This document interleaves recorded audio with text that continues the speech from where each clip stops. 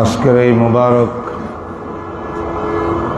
হাদিসের মজলিসে আল্লাহ পাক যাদেরকে বসার তৌফিক দিয়েছেন, এই আজিম নেয়ামতের উপরে আমরা আল্লাহর শুকর আদায় করি, পড়ি আলহামদুলিল্লাহ আলহামদুলিল্লাহ লাকাল হামদু ওয়া লাকাশ শুকরু ইয়া রব। দরুদ শরীফ পড়ি সবাই। আল্লাহুম্মা সাল্লি আলা মুহাম্মদ ওয়া আলা আলি মুহাম্মদ কামা সাল্লাইতা আলা ইব্রাহিম ওয়া আলা আলি ইব্রাহিম ইন্নাকা হামিদুম মাজিদ। اللهم بارك على محمد وعلى آل محمد كما باركت على إبراهيم وعلى آل إبراهيم إنك حميد مجيد। সবাই আমরা বসে পড়ি, কোনো আওয়াজ শব্দ না করি। আমাদের এক বুজুর্গ শাহ আব্দুল আজিজ মুহাদ্দিস দেহলভী রহমতুল্লাহ আলাইহি বলেছেন, যে এই জায়গায় হাদিস পাঠ হয়, হাদিস মানে আল্লাহর রসুল সাল্লাল্লাহু আলাইহি ওয়াসাল্লামের বাণী, আল্লাহর রসুলের কর্ম, আল্লাহর নবীজির সমর্থন, আল্লাহর নবীজির অবস্থা, সিরাত, চারটা জিনিসকে মিলাইলে হাদিস হয়। যে জায়গায় হাদিস পাঠ হয় বুঝতে হবে সেই জায়গায় যেন রাসূলুল্লাহ সাল্লাল্লাহু আলাইহি ওয়াসাল্লাম নিজেই কথা বলতেছেন। আল্লাহ রসুল যদি এখানে কথা বলতেন তাহলে আমরা কি এলোমেলো থাকতাম, অমনোযোগী থাকতাম? তাহলে কোনো আওয়াজ নাই। আমরা এইভাবে বসি যেমন আল্লাহ রসুল এখন কথা বলতেছেন, আমরা নবীজির নূরানি বাণীগুলো, হাদিসগুলো আমরা শুনতেছি। আল্লাহ সবাইকে তৌফিক দান করুন। আমাদের জামিয়া আহমদিয়া কওমিয়া মাদ্রাসার দাওরা হাদিস সর্বোচ্চ জামাত, আমাদের কওমি সিলেবাসের সর্বোচ্চ পাঠ বুখারী শরীফ থেকে শুরু করে প্রায় 10টা কিতাব হাদিসের তারা পড়াশোনা করছে পুরা বছর। বড় বড় মুহাদ্দিসরা পড়াইছেন, সব পড়ে শেষ। বুখারী শরীফের একটা পাঠ বাকি আছে, ওটা আজকে পড়ার মাধ্যমে তারা শিক্ষার সমাপনী করবে, বুখারী শরীফ শেষ করবে। বুখারী শরীফ শেষ হওয়ার পরে দোয়া হবে, এই দোয়া আল্লাহ পাক কবুল করার নিশ্চয়তা পাইছেন আমাদের বুজুর্গরা। এক বুজুর্গ মুহাদ্দিস আসিরউদ্দিন বলেছেন যে আমি বুখারী শরীফ 120 বার শুরু থেকে শেষ পর্যন্ত পাঠ করি, খতম করি, আল্লাহর কাছে দোয়া করছি। যত দোয়া খতমের পরে করেছি আল্লাহ প্রত্যেকটি দোয়া আমার কবুল করছে। এই জন্য এই মুবারক মজলিসে হাদিসের ছাত্র হওয়ার নিয়ত করি, আল্লাহর নবীর কথা শুনি, আমলের নিয়তে বসি। আল্লাহ সবাইকে তৌফিক দিন। এখন জামিয়া আহমদিয়া কওমিয়ার দাওরা হাদিসের ছাত্রদের ভিতরে সবার পক্ষ থেকে একজন আমাদের সামনে শেষ পাঠটা পড়ে শোনাবেন। আমরা এখন শুনব এবং হাদিস শুনিয়া আমাদের কলবকে, দিলকে আলোকিত করব, ঈমানের স্পিরিট বৃদ্ধি করব, আমল নিয়তে শুনব।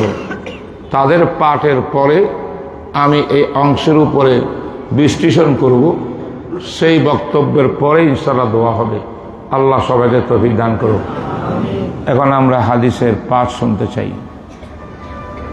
বিসমিল্লাহির রহমানির রহিম।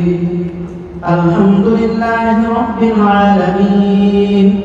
والصلاة والسلام على سيد الأنبياء والمرسلين وعلى آله وأصحابه أجمعين أما بعد فإن أصدق الحديث كتاب الله وأحسن الهدي هدي محمد صلى الله عليه وسلم وخير الأمور عوازمها وشر الأمور محدثاتها وكل محدثة بدعة وكل بدعة ضلالة وكل ضلالة في النار.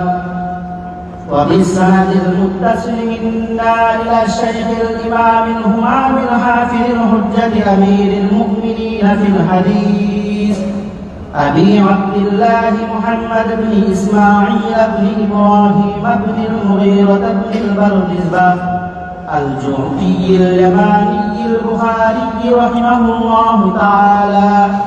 اللهم انفعنا بعلومهم وعلومكم أجمعين آمين يا رب العالمين.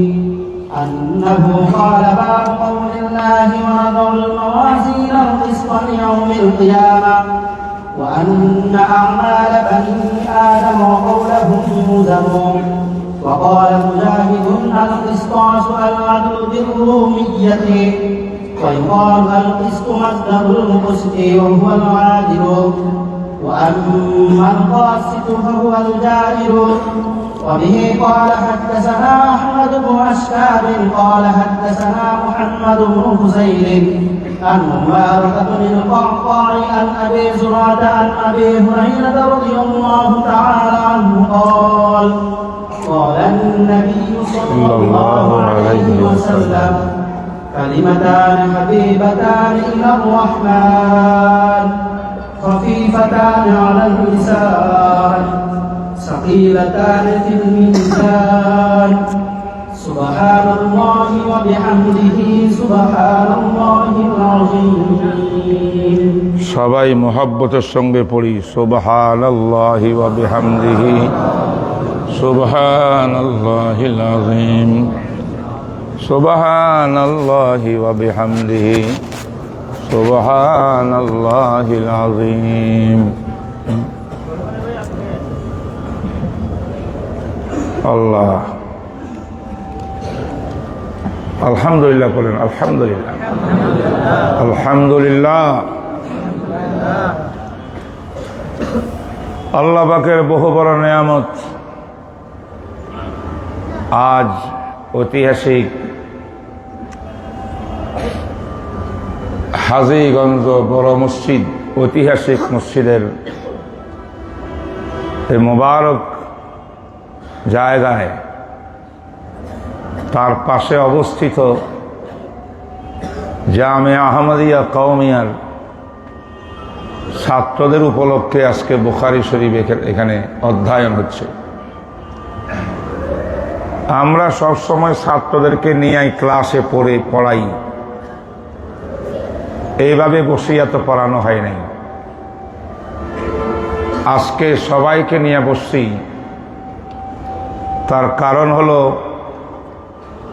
আপনারা তো মাদ্রাসায় অনুদান দেন, জনগণের অর্থে আমাদের কওমি মাদ্রাসা চলে। আমরা সব সময় জাতির থেকে অর্থ করি লই, আর আপনাদের অর্থ নিয়ে আমরা আলেম বানাই, হাফেজ বানাই, কারি বানাই, কিন্তু আপনাদেরকে দিতে পারি না কিছু। বছরের শেষে এই বুখারী শরীফের খতমের অনুষ্ঠানের মাধ্যমে আজকে কিছু জাতিকে দিতে চাই, আপনাদেরকে দিতে চাই। আপনাকে নিবেন? আমরা আজকে কিছু দেব আপনাদেরকে, সবসময় নিয়ে থাকি, আজকে দেব। কি দেব? এলেম দেব, হাদিস দেব। তামাম পৃথিবীর সব সম্পদকে একত্রিত করলে একটা হাদিসের মূল্য হবে না। ঠিক না ঠিক বলে? যে সমস্ত মুরব্বীরা এই প্রতিষ্ঠানটা করেছেন,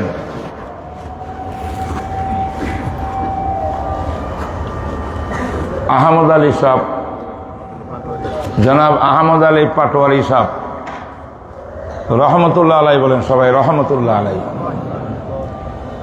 তিনি হযরতে আশরাফ আলী থানভী রহমতুল্লাহ আলাইহির হাতে বায়াত গ্রহণ করেছিলেন। সুবহানাল্লাহ। আশরাফ আলী থানভী সাহেব আমার দাদা পীর। আমার পীর হলেন হযরত শাহ আবরার হক সাহেব হাক্কি রহমতুল্লাহ আলাইহি। আমি ওনার মুজাজ, আমি ওনার বায়াত, ওনার মুরিদ খলিফা। আর শাহ আবরারুল হক রহমতুল্লাহ আলাইহি তিনি সরাসরি আশরাফ আলী থানভী সাহেবের খলিফা।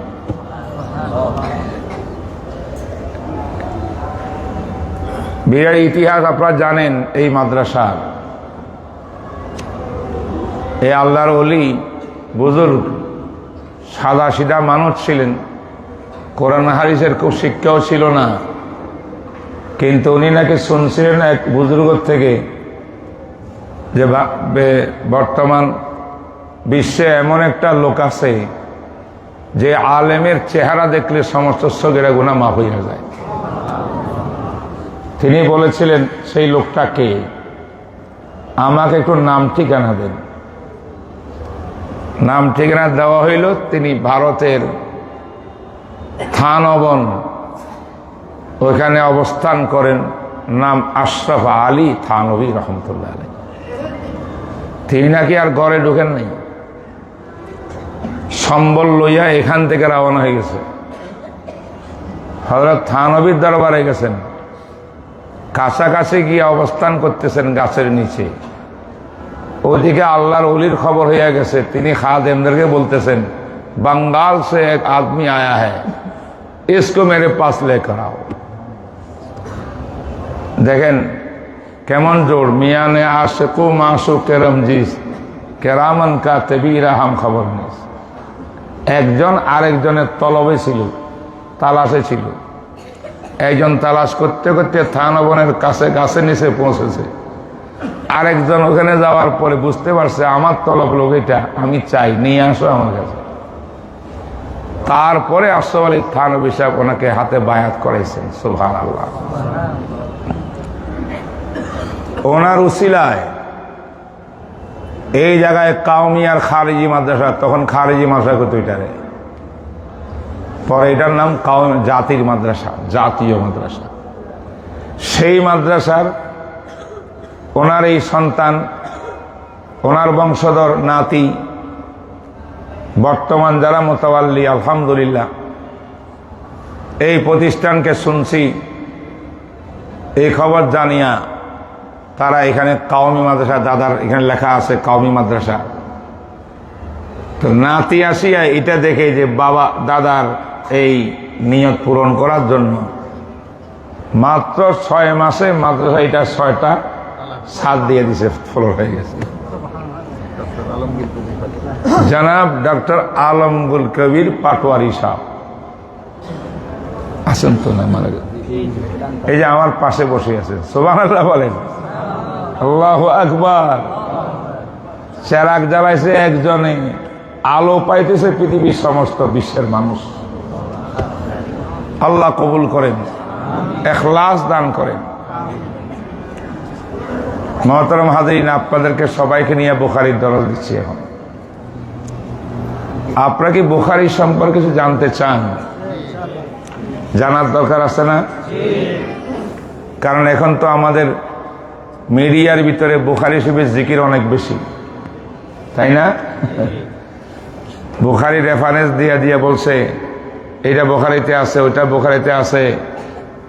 আর বাংলাদেশের মুসলমানরা এগুলো আমল করে না, বুখারী মানে না, বুখারী পড়ে না।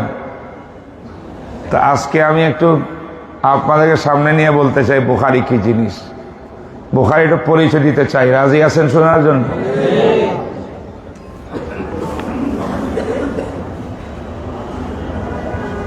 মাত্র 4 দিন আগে,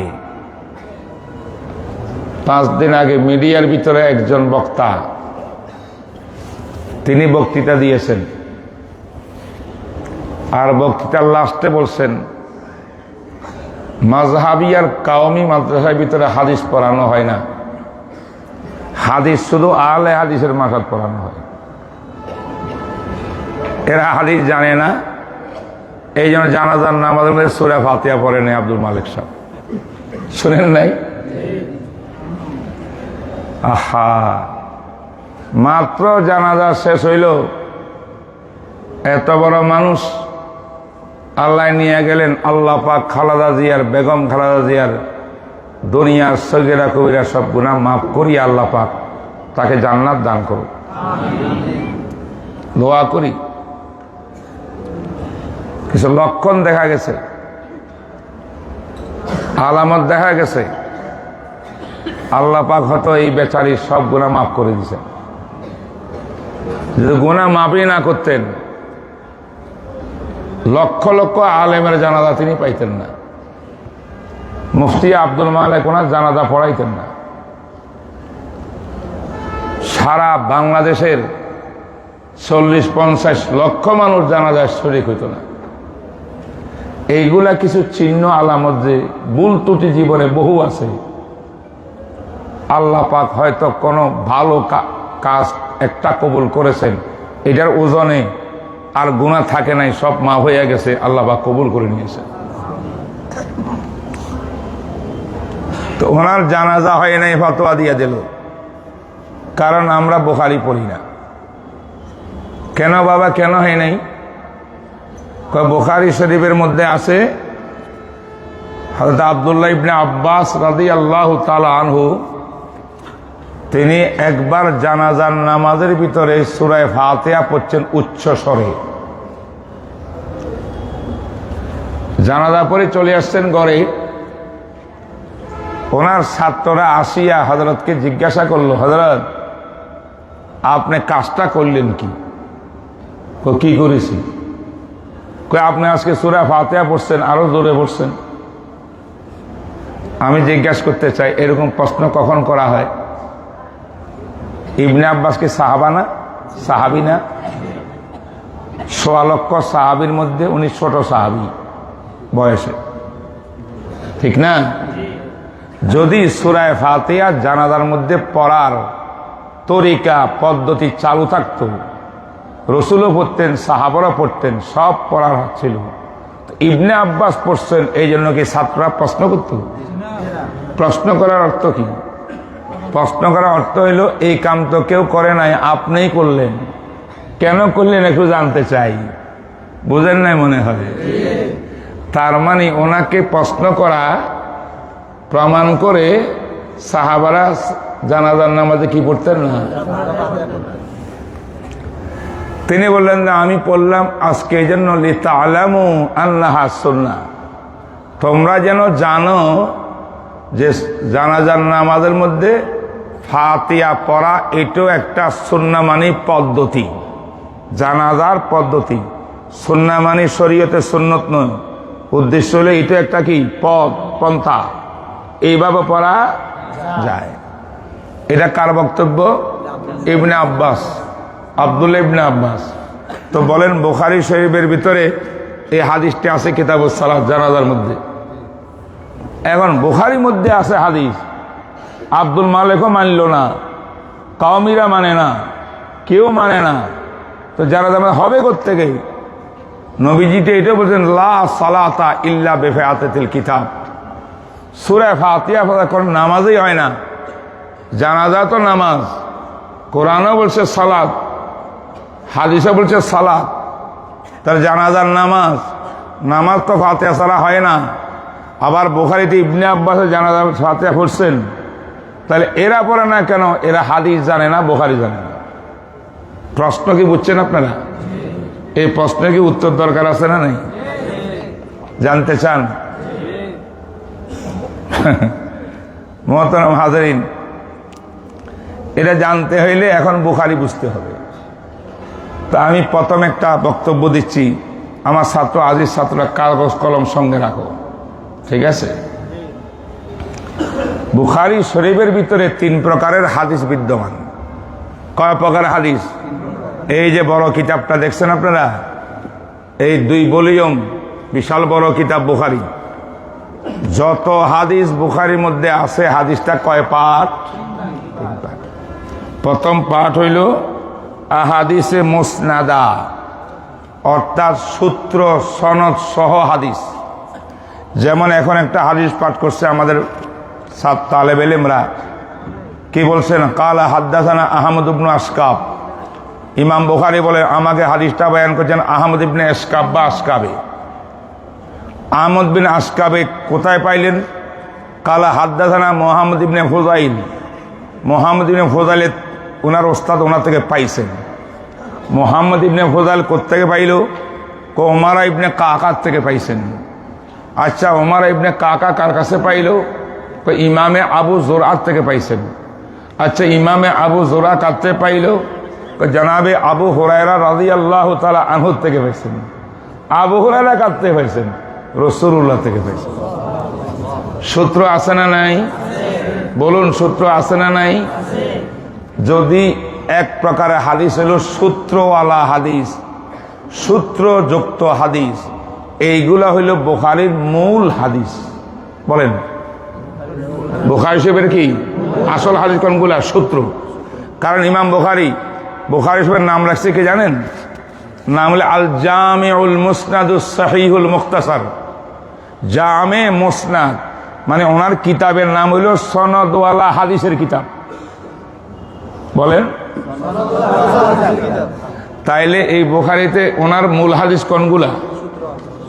সনদ সূত্রওয়ালা হাদিস। এইটার পরিমাণ, এটার সংখ্যা হইল ৭,৩৯৭। তাহলে আমরা দেখো ৭,৩৯৭টি হাদিস বুখারীতে, বুখারীর মূল হাদিস রয়েছে। বলেন সুবহানাল্লাহ। আপনাকে জানছেন একটা মাসলা? বুখারীতে কয়টা হাদিস আছে মূল হাদিস? এই কথাটা মুখস্থ করার জন্য বড় আলেম হওয়া লাগে না, প্রত্যেকে পারি না? নোট করেন। আরেক প্রকারের হাদিস আছে বুখারী শরীফে, যেটা আমাদের সূত্রবিহীন। হয়তো একদম সূত্র নাই, অথবা আধা আছে আধা নাই, কোয়ার্টার আছে কোয়ার্টার নাই। তবে ইমাম বুখারীর শুরুর থেকে সনদটা নাই, এমন হাদিসকে বলা হয় তালিকাতে বুখারী। কি বলে? তাহলে বুখারীর ভিতরে তালিকের হাদিস আছে না নাই? সূত্রবিহীন হাদিস আছে না নাই? সে হাদিসগুলা কি মূল বুখারীর হাদিস না আনুষাঙ্গিক? না আনুষাঙ্গিক। বুঝতে পারছেন নাকি? তাহলে আনুষাঙ্গিক হাদিস সনদ সূত্রবিহীন এই হাদিসের পরিমাণ হইল ১,৩৪১টি হাদিস। সুবহানাল্লাহ বলে কত? তাহলে এই বুখারীর মধ্যে এমন হাদিস আছে যেটা সূত্র নাই, সূত্রবিহীন হাদিস, যার নাম তালিক। এই হাদিস সহিহ হয়, এই হাদিস হাসান হয়, এই হাদিস জয়ীফ হয়, হালকা জয়ীফ হয়, আবার গভীর কড়া জয়ীফ হয়। সুবহানাল্লাহ। বুখারীর ভিতরে জয়ীফ হাদিস আছে।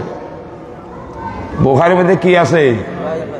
তবে এটা কি মূল হাদিসে জয়ীফ না আনুষঙ্গিক হাদিসে? বুঝতে পারছেন কিনা? এবার আসেন, এটার সংখ্যা কত? ১,৩৪১। নোট করছেন? নম্বর ৩, আরেক প্রকারের হাদিস আছে, এইগুলোকে মোতাবেআত ও শাওয়াহিদ বলে।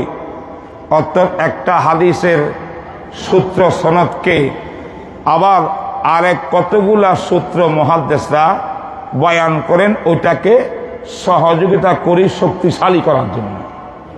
সহযোগী হাদিস, এটার নাম কি? মোতাবেআত। বলো কি নাম? মোতাবেআত হাদিসের সংখ্যা মাত্র ৩৪৪। বলো ৪৪। এবার বলুন কয় প্রকার হাদিস কিতাবে আছে? প্রথম হাদিসের সংখ্যা কত ছিল? এটাকে যোগ হইল কত? ১,৩৪১। তার সাথে যোগ হবে কত? টোটাল কত? ৯,০৮২ হাদিস। বলেন সুবহানাল্লাহ। একটু জোরে বলেন না সুবহানাল্লাহ। লাভ আছে, সুবহানাল্লাহ লাভ আছে।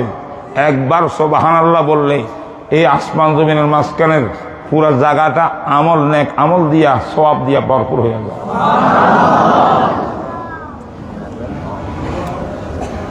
তাইলে সর্বসাকুল্যে বুখারী শরীফের হাদিসের সংখ্যা কত? ৯,০০০। লিখে রাখেন, ঘরের মধ্যে গিয়ে লিখে রাখবেন বুখারী শরীফের টোটাল হাদিসের সংখ্যা এত।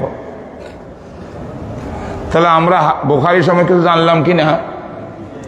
এইবার ওই যে বক্তায় বক্তৃতা দিছিল, আমরা হাদিস পড়ি না, বুখারী জানি না, তার জবাব শুনুন। তিনি যে আব্দুল্লাহ ইবনে আব্বাসের জানাজায় সূরা ফাতিহা পড়ার কথা বয়ান করছে, যে বুখারীতে আছে, এটা বুখারীর মূল হাদিসে নাই। কোথায় নাই? বুখারীর সনদওয়ালা হাদিসে নাই। কোথায় আছে? তালিক, সূত্রবিহীন হাদিস। সুবহানাল্লাহ। তাহলে হাদিসটা কি মূল বুখারীতে নাকি আনুষঙ্গিক ব্যাপার? এই এক কথা বুঝলেন, বুঝেন নাই? নম্বর 2, জনাবে রাসূলুল্লাহ সাল্লাল্লাহু আলাইহি ওয়াসাল্লাম 23 বছর নবুয়তি জীবনে অনেক সাহাবায়ে কেরামের উপরে তিনি জানাজার নামাজ পড়েছেন। পড়েন নাই? ওই নাজ্জাশী বাদশাহ তার দেশে মারা গেছে, ওনার গায়েবী জানাজা পড়ছেন। গায়েবী মানে রসুল দাঁড়াইছেন, আল্লাহ পাক উনি যেখানে আছেন তার লাশ রসুল পর্যন্ত পুরা জায়গাটাকে খালি করে দিছে আল্লাহ পাক। এই জন্য এটা গায়েবী না, এটা হাজের জানাজা। বুঝতে পারেন না মনে হয়? অনেকেই গায়েবী জানাজা কইয়া কইয়া এই হাদিস দিয়ে প্রমাণ দেয়। আমার নবী কোনোদিন গায়েবী জানাজা পড়েন নাই। রসুল জানাজা পড়ছেন এখানে দাঁড়াইয়া, কিন্তু হাফসা পর্যন্ত আল্লাহ পাক রসুলের সামনের সব পর্দা সরাই দিয়া ওই লাশকে হাজির করে দিয়েছে। এই জন্য আমাদের ফকিরা বলেন গায়েবী জানাজা মাকরুহ, এটা কোনো হাদিস নেই। আচ্ছা এবার বলেন, আল্লাহ নবী জানাজা পড়ছেন তো, জানাজা পড়তে গিয়ে কি করতেন জানেন? বুখারী শরীফে হাদিস আছে, এক সাহাবী জানাজা পড়তে গেছেন, জিজ্ঞাসা করে এই সাহাবীর কোনো ঋণ টিন আছে কিনা যা পরিশোধ করা হয় নাই। কদি ইয়া রাসূলুল্লাহ ঋণ তো আছে। টাকা আসেনি, সম্পদ ঋণ পরিশোধের? হুজুর তাও নাই। সল্লু আলা আখিকুম, তোমরা তোমাদের ভাইয়ের জানাজা পড়ো, যেই মুর্দার মধ্যে ঋণ রাখিয়া দুনিয়ার থেকে চলে যায়, ঋণ পরিশোধের কোনো ব্যবস্থাও নাই, তার উপরে আমি জানাজা পড়ব না। এক সাহাবীকে ইয়া রাসূলুল্লাহ আল্লাহ ওয়াস্তে আপনি পড়েন, এই সাহাবীর যত দায় ঋণ আছে আমি নিজে পরিশোধ করব। আল্লাহর নবী কয় এবার আসো, আল্লাহু আকবার, জানাজা পড়েন। সুবহানাল্লাহ বলেন। এটা প্রথম যুগের আমল। এই আমার ভাইরা খেয়াল করি আমার কথা। এখন যে বয়ানটা করলাম, যে হাদিস বয়ান করলাম, রাসূলুল্লাহ সাল্লামের শেষ যুগ পর্যন্ত এই হাদিসের হুকুম বলবৎ ছিল না, রহিত হয়ে গেছে। কি হয়েছে? মানসুখ। কেন?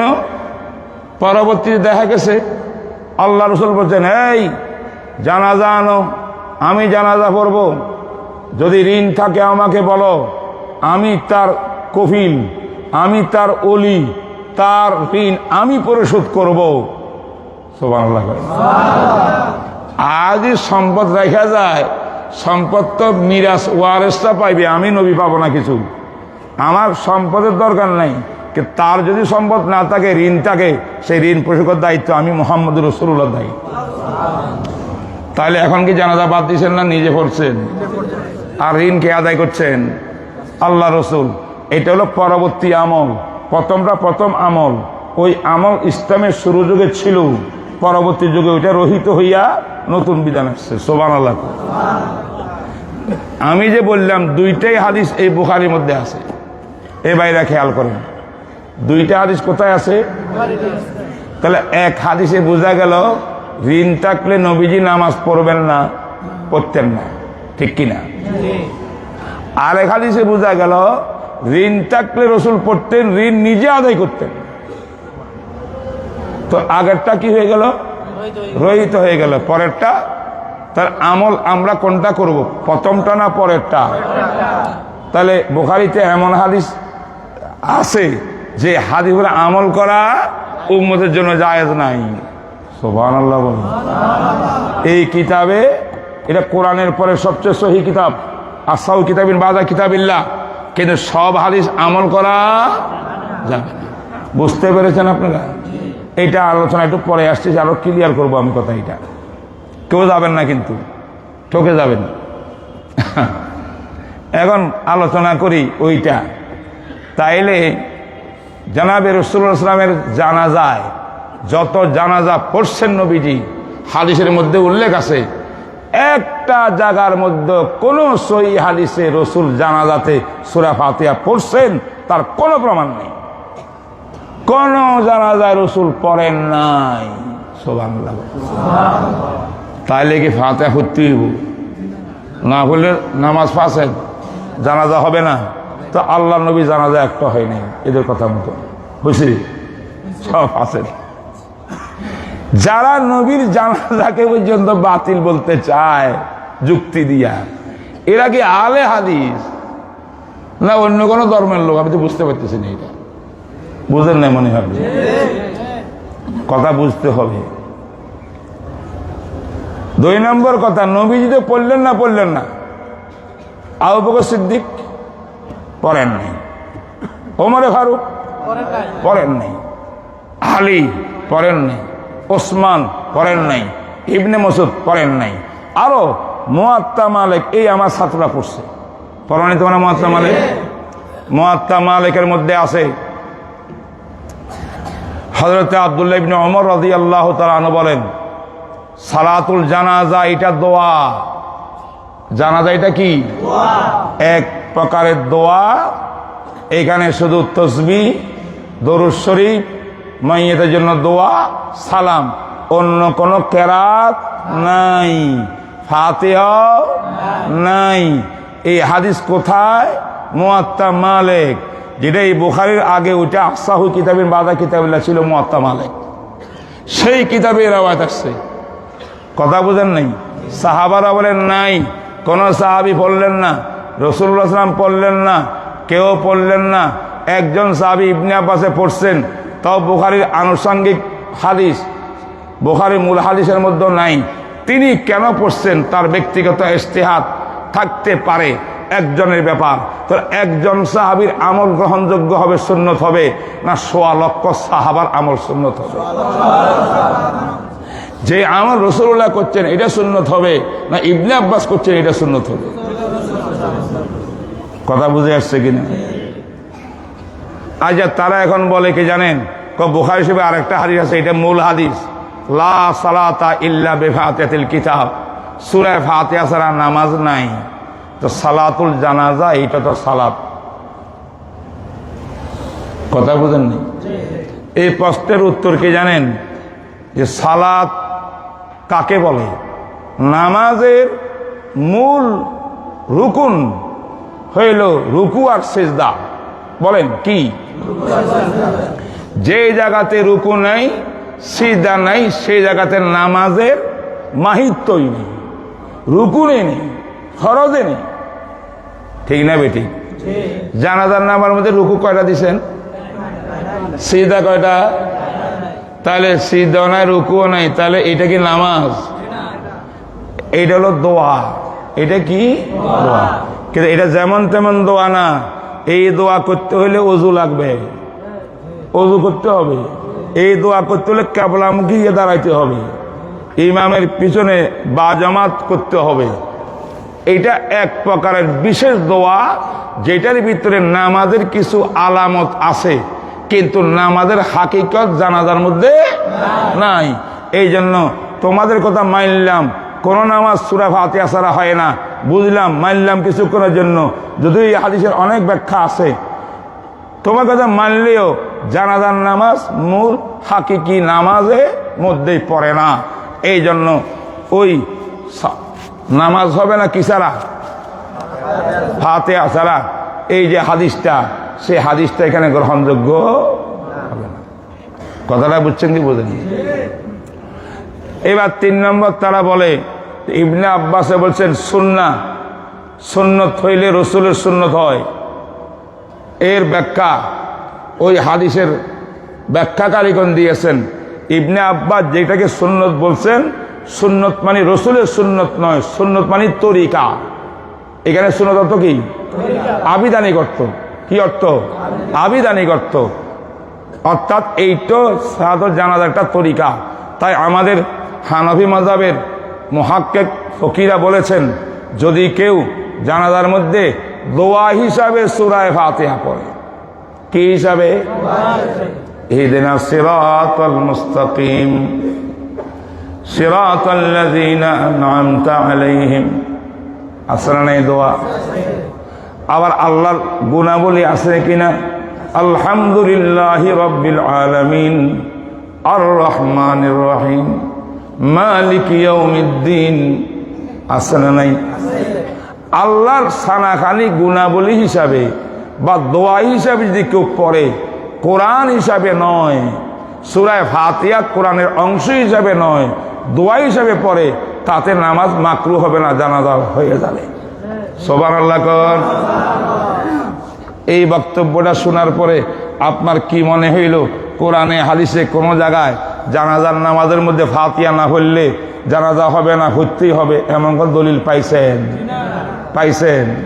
তো তারা যে বক্তব্য দিল, মুজাফফর বিন মোহসেন আলে হাদিসের মৌলবী, এই যে বক্তব্য দিল, এইটা আরো বললো আমরা নাকি হাদিস পড়ি না।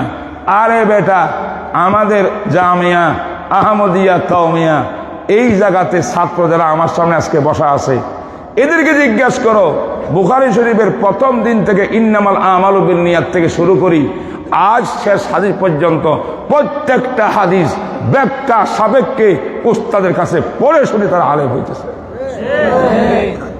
ঠিক না? একটা হাদিস বাদ গেছে? একটা হাদিস বাদ গেছে? একটা বাত আছে, এটা এখন কোরআন হয়ে গেছে। ঠিক না? ঠিক।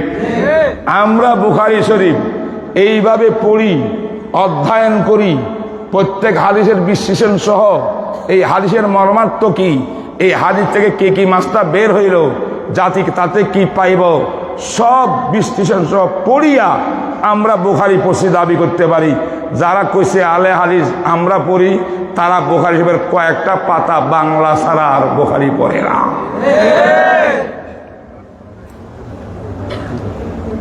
এই জন্য যদি মুজাফফর বিন মোহসেনকে বলো এখান দিয়ে হাদিস পড়া এবারত পড়, রিডিং পড়ো, পারবে? আমি চ্যালেঞ্জ করলাম, সে বুখারী হাদিসের এবারত পড়ো, পারবে না? এত মূর্খ তারা আজকে বড় বড় জাতির কান্ডারি। তাদেরকে দেখে দেখে মানুষ ইসলাম গ্রহণ করে, মানুষ মনে করে এরা বড় আলেম, কারণ এদের বক্তা মিডিয়া আছে, আমাদের মিডিয়া নেই, এই জন্য তারা আজকে বড় হয়ে গেছে। আল্লাহ পানা, আমি আজকের বয়ানে অনুরোধ করতেছি, খবরদার মিডিয়া পার্সন কোন ব্যক্তির সুন্দর সুন্দর কথায় ঈমান আমল পরিবর্তন করবেন না। আমাদের আকাবেররা, আমাদের আসলাফরা, আমাদের বড়রা কোরআন হাদিসের যে ব্যাখ্যা বিশ্লেষণ করেছেন, এটাই সত্যিকার ইসলাম, ইসলামের বাইরে কিছু নাই। কথা ক্লিয়ার কিনা বলেন? এবার আর একটা কথা ধরব, যেহেতু আজকে মোতাওয়াল্লি সাহেব বসছেন, তো আমারও একটু সাহস বাড়ছে। শুনবেন না আপনারা? আল্লাহ কবুল করুক। ওলামায়ে কেরাম আছেন তো? কই? মুহাদ্দিস ওলামায়ে কেরাম আপনারাও বুঝেন, এই বুখারী শরীফ সহ যত হাদিসের কিতাব আছে, মুসলিম, আবু দাউদ, তিরমিজি, নাসাই, ইবনে মাজাহ, দারাকুতনি, বাইহাকি, মুসনাদে দারমি, মুসনাদে আহমদ, যত কিতাব আছে, তাহাবি শরীফ, মুয়াত্তা মালিক, মুয়াত্তা মুহাম্মদ, আছে না নাই? সমস্ত হাদিসের কিতাবে 4 রকমের হাদিস বিদ্যমান থাকে। কয় প্রকার? এটা ভেরি ভেরি ইম্পর্টেন্ট কথা। আজকে এইটা আলেমদেরকে ছাত্রকে বোঝানো মুশকিল হয়, কিন্তু আমি বিসমিল্লাহ করছি, দেখা যাক আপনারা বুঝবেন না ইনশাআল্লাহ। আমাদের কথা বুঝে আসে কিনা আমার?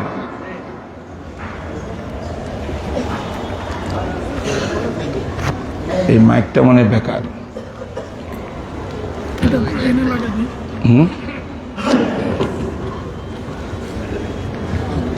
আল্লাহ জাযাকুমুল্লাহ। খুব গুরুত্ব সহকারে আমি অনুরোধ করব, সমস্ত হাদিসের কিতাবে হাদিস কয় প্রকার?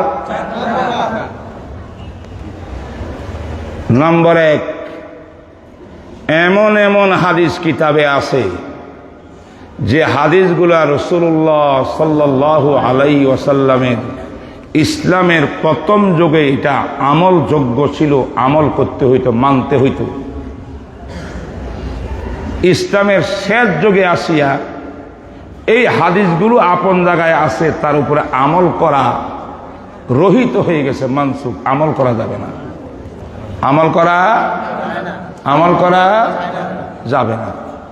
আমি কি উদাহরণ দেব?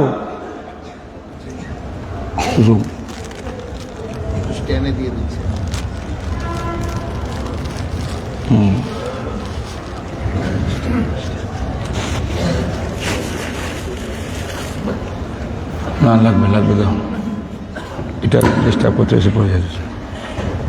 আল্লাহ বলেন প্রথম প্রকার হাদিস কোনগুলা? যার বিধিবিধান রহিত হয়ে গেছে, প্রথমে আমল করা হইতো। তার একটা উদাহরণ দিই, বুখারী শরীফ থেকে উদাহরণ দিচ্ছি, শুনুন। এই বুখারীর মধ্যে আছে কিতাবুস সালাতে, কি আছে? জনাবে রাসূলুল্লাহ সাল্লাল্লাহু আলাইহি ওয়াসাল্লাম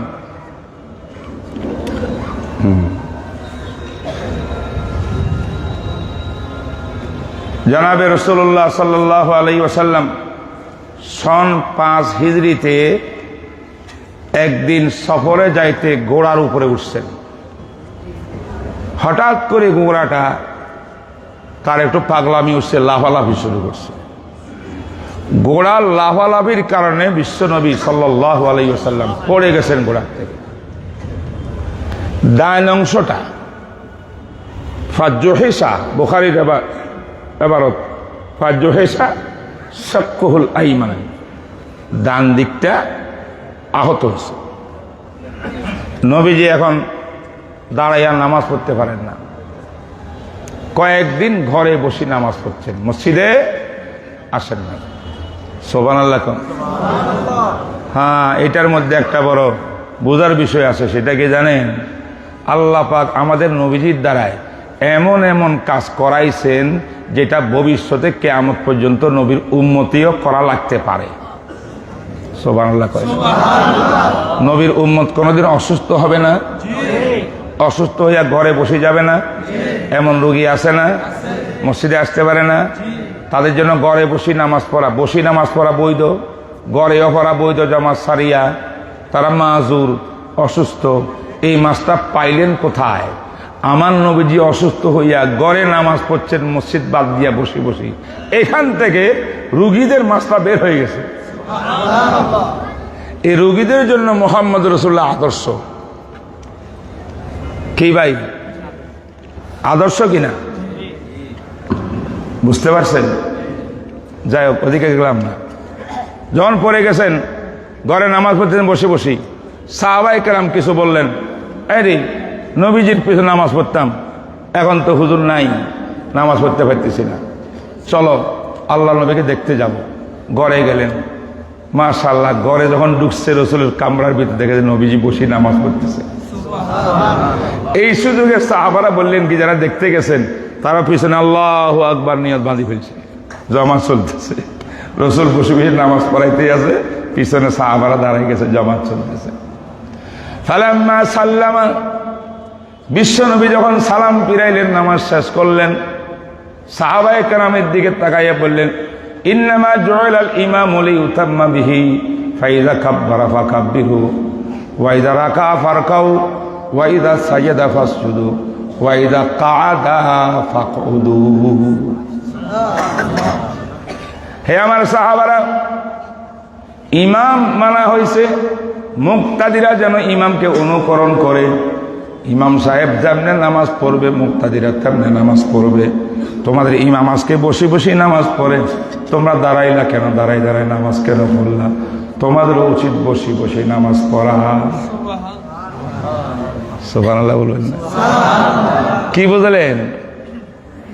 তাইলে আমাদের ইমাম সাহেব আল্লাহ না করুক অসুস্থ নাকি বসে বসে নামাজ পড়ায়, তাইলে কি এই বড় মসজিদের সব মুসল্লি কি বসে নামাজ পড়বেন? এই হাদিস থেকে বসে নামাজ পড়া বুঝলেন নাই? এই আমল ছিল ইসলামের প্রথম যুগে। এবার এটা রহিত কেমনে হইল শুনেন, এই হাদিস বুখারীতে আছে। কেমনে আছে? আল্লাহ নবী অসুস্থ হয়ে গেলেন, অনেক দিন অসুস্থ ছিলেন, জ্বরে আক্রান্ত, কঠিন জ্বর। হঠাৎ করে অজ্ঞান হয়ে যাইতেন, আবার জ্ঞান ফিরিয়ে আসত, আবার অজ্ঞান হয়ে যাইতেন। ঘরের মধ্যে আম্মা জান ছিলেন আয়েশা। আয়েশা জিজ্ঞাসা, ইয়া আয়েশা, আমার মসজিদের মধ্যে আজানার নামাজ হয়েছে কিনা? আম্মা জান বলে, ইয়া রাসূলুল্লাহ, সাহাবারা বসে বসে কাঁদতেছে আপনার টেনশনে, আজানও নাই নামাজও শুরু হয়নি। আম্মা জানকে বললেন, আয়েশা, মুরু বিলালান ফালিউযাযিন ওয়া মুরু আবা বকরিন ফালিউসাল্লি বিন-নাস। বেলালকে বলো তাড়াতাড়ি আযান দিতে, আর আমার মেহরাবের জায়নামাজে যেন দাঁড়াইয়া আবু বকর সিদ্দিক ইমামতি করে। আবার অজ্ঞান হয়ে গেছে, শেষ। জ্ঞান যখন ফিরিয়ে আসে, আম্মা আয়েশা কয়, ইয়া রাসূলুল্লাহ, আমার আব্বা তো পারবে না নামাজ পড়াইতে, আমার আব্বার দিলটা নরম আবু বকর সিদ্দিকের। উনি যখন দেখবে আপনার জায়নামাজ খালি, ওই দাঁড়াইয়া বেহুশ হইয়া পড়ে যাবে। ইয়া নবী আল্লাহ, আমার প্রস্তাব হইলে আপনি ওমরকে দেন, ওমরের সাহস আছে নাই? ওমরের সাহস?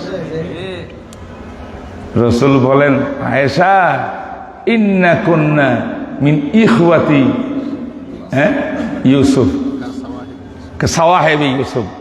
তোমরা ইউসুফ নবীকে যে দুঃখা দিয়েছিল মহিলা কতগুলা, তাদের এই বোন একজন। আমার মিজগাট করতে আইসো না মৃত্যুর সময়, আর আমি বলছি আবু বকরের জানাজা নামাজ পড়াবে, তুমি গো ওমরকে দিতে, তোমার কথা হবে না। এর অর্থ হইল আমি যাহা বলি, ওয়ামা ইয়ানতিকু আনিল হাওয়া ইন হুয়া ইল্লা ওয়াহয়ুন ইউহা। গুফতায়ে ও গুফতায়ে আল্লাহ বুয়াদ, গাছে আজ হল কৌমে আব্দুল্লাহ বুয়াদ। আওয়াজ আমার নবীজির হইতে পারে, আসলে পিছনে আল্লাহ পাক কথা বলতেছে, আল্লাহর নির্দেশে বলছি আমি, এটা হলো ইঙ্গিত। এবার আম্মা আয়েশা আর দুই কথা কয়নি, সঙ্গে সঙ্গে। এবার যখন নামাজ চলতেছে, আল্লাহ নবী একটু সুস্থতা অবলম্বন করতেছে, নামাজ শুরু হয়ে গেছে। নবীজি বলে, আমি মসজিদে যাব, এই আমারে নিয়ে যাও। দুইজন সাহাবী দুই পাশে, শক্তিশালী, এক হাত এই কাঁধে একজনের, আরেক হাতে আরেক কাঁধের একজনের, দুইজনের কাঁধের ভিতরে ভর করিয়া নবী ইসলাম মসজিদে গেলেন। হাদিসে বুখারী যে যখন যাচ্ছিলেন, রসুলের দুই বিদ্যা আঙ্গুলির দ্বারায় জমিনের লোকিরা দাগ কাটতেছে, এরকম সাহাবায়ে কেরাম যখন দেখলেন বিশ্বনবী মসজিদের মধ্যে এসে গেছে, মহা খুশি সাহাবা। এমন অবস্থা হয়ে গেছিল, সাহাবারা নামাজ পর্যন্ত মনে ভেঙে দিবে অতি খুশির কারণে। আল্লাহর নবীকে মিম্বরের পাশাপাশি নেওয়া হইল, মেহরাবের পাশাপাশি। আবু বকর সিদ্দিককে হাত উঠাইয়া বললেন, মাকানাকুম, সিদ্দিকে আকবর, তুমি তোমার ইমামতির জায়গায় থাকো। আজ আমি মুহাম্মদ রাসূলুল্লাহ তোমার ইমামতিতে নামাজ পড়িয়া তোমার ইমাম নির্ধারণ করতে চাই।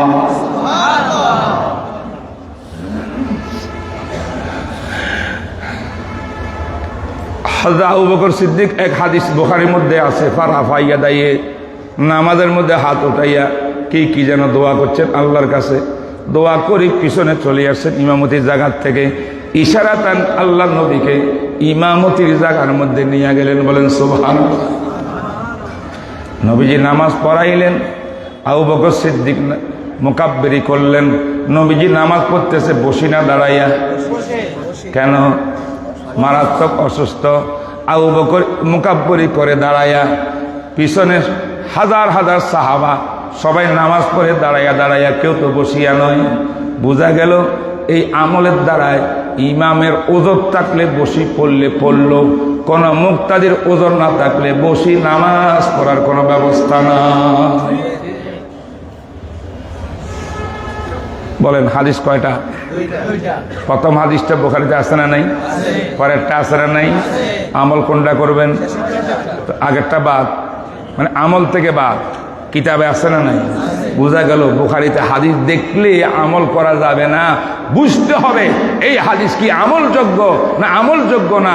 এই ইলম না থাকলে সে বুখারী দেখিয়ে কোনোদিন আমল করতে পারবে না।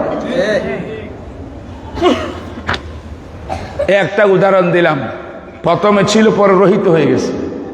এক সময় ছিল আগুনে পাকানো খাদ্য তরকারি, গরম গরম তরকারি খাইলে ওযু ভাঙে যেত, আবার নামাজ পড়াইলে ওযু করে নামাজ পড়তে হইত। এই হাদিস রহিত হয়ে গেছে।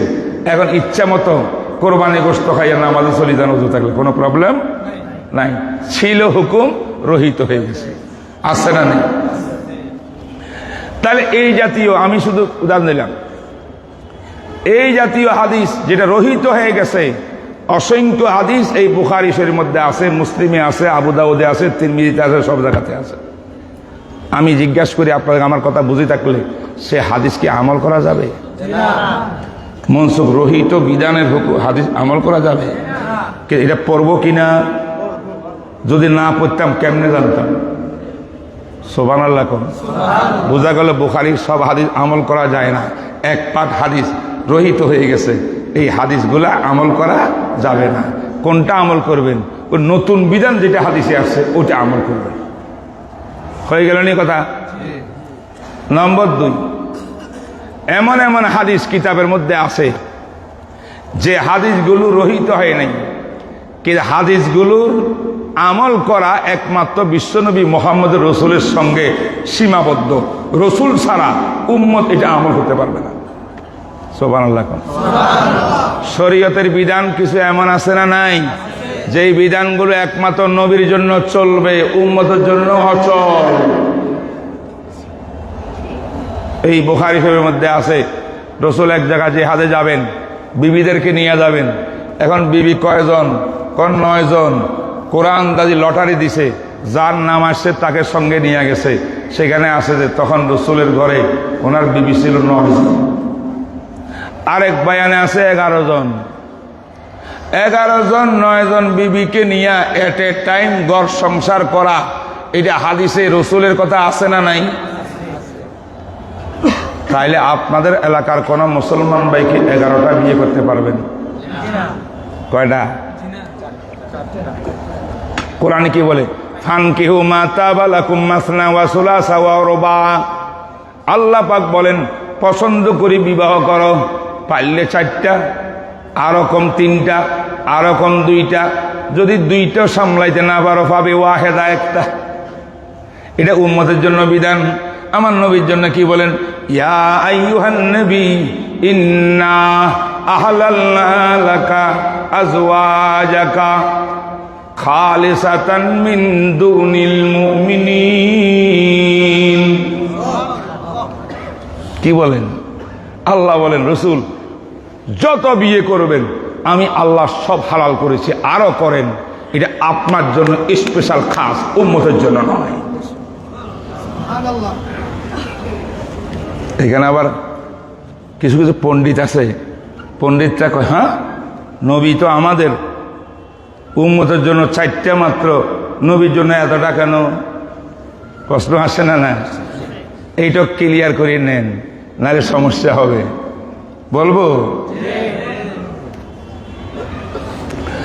আমি জিজ্ঞাসা করি, রাসূলুল্লাহ সাল্লাল্লাহু আলাইহি ওয়াসাল্লাম যে আল্লাহর রসুল আইডল, লাকাদ কানা লাকুম ফি রাসূলিল্লাহি উসওয়াতুন হাসানা, নবী আসলাম আমাদের আইডল কিনা, আইকন কিনা, আদর্শ কিনা?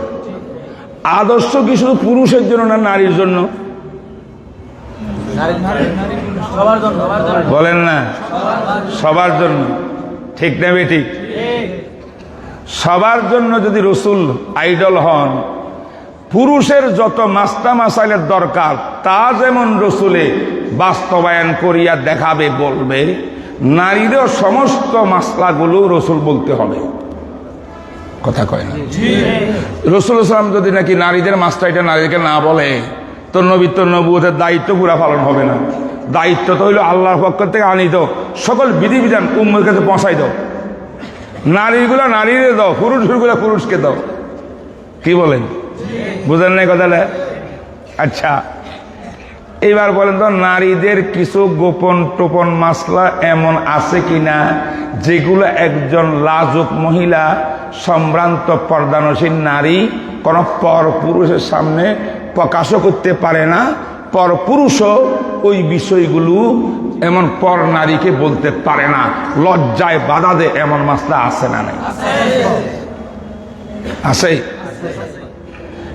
আল্লাহর নবী যুবতী যুবতী নারীদেরকে মাসলাগুলা কেমনে বুঝাইব? যদি না বুঝান তাদের নবীর দায়িত্ব পালন হইল না, দিন পৌঁছল না। যদি বুঝাইতে যায়, নবীদের সবচেয়ে বেশি হায়া, শরম। আমার নবীর হায়া এমন, হাদিসের মধ্যে আছে, একজন কুঁয়ারী নারী, একদম বিবাহিতা নারী, সম্ভ্রান্ত নারী জীবনে করতে বের হয় না, হে চোখ উঠাইয়া কোনো পর পুরুষ দেখা নাই। এই নারীর লজ্জা শরম যেমন, এর থেকে বেশি লজ্জা শরম বিশ্বনবী মুহাম্মদ রাসূলুল্লাহ।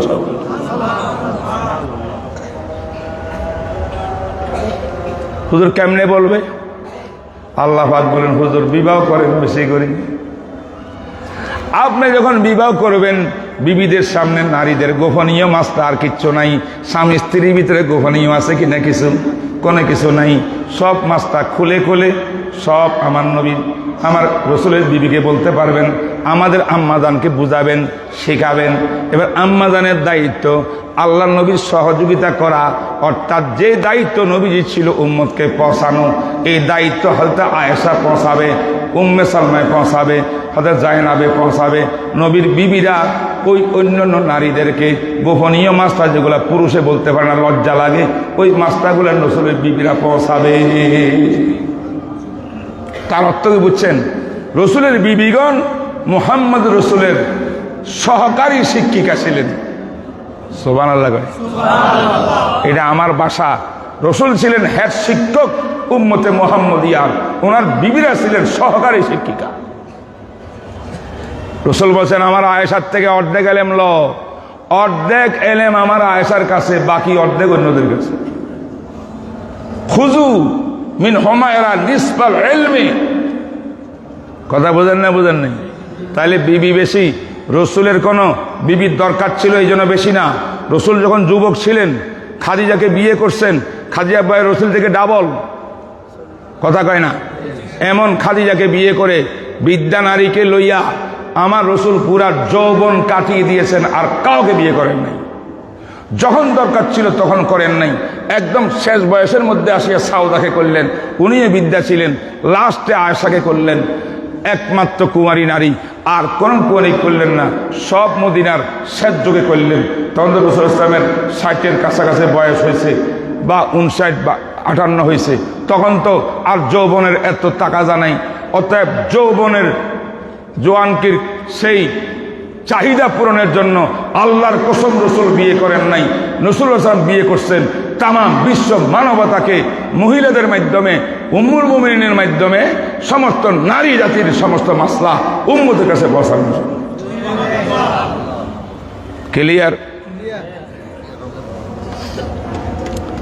কষ্ট পাইতেছেন আপনারা?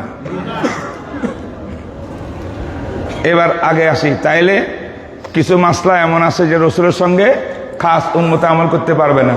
নবী আসলাম নবীরা ঘুমাইলে নাক ডেকে ডেকে ঘুমাইলেও অজু ভাঙত না। আসলে নাই হাদিসে? রসুল একবারে ঘুমাই গেছে, নাক ডানছে, আনা আসমাও খাতি তাহু গতি তাহু। রসুলের নাক ডাকার আওয়াজ পর্যন্ত আম্মাদান শুনছেন। ঘুমের থেকে উঠিয়া আল্লাহু আকবার নামাজ শুরু করছেন। আয়েশা কয়, ইয়া রাসূলুল্লাহ, আপনি তো ঘুমাইছেন, আপনার তো ওযু নাই, ওযু ছাড়া নামাজ কেমনে বললেন? নামাজ তো হয় নাই। নবীজি কয়, আমি হইলাম রসুল নবী, আমারও তুমি ফতোয়া দাও। আমি নিজে ফতোয়া দিই নাই, আপনার ফতোয়া আপনাকে শুনাইতেছি। আপনি বলছেন ঘুমাইলে, গভীর ঘুমাইলে কি ওযু ভেঙ্গে যায়, তাই তো শোনাইলাম। আয়েশা, ব্যাপার হইল এটা উম্মতের ক্ষেত্রে গভীর ঘুমাইলে ওযু ভেঙ্গে যায়, কিন্তু নবীরা ঘুমাইলে কলব জাগ্রত থাকে, শুধু চোখটা ঘুমায়। এই জন্য তাদের এই ঘুমের দ্বারা ওযু নষ্ট হয় না।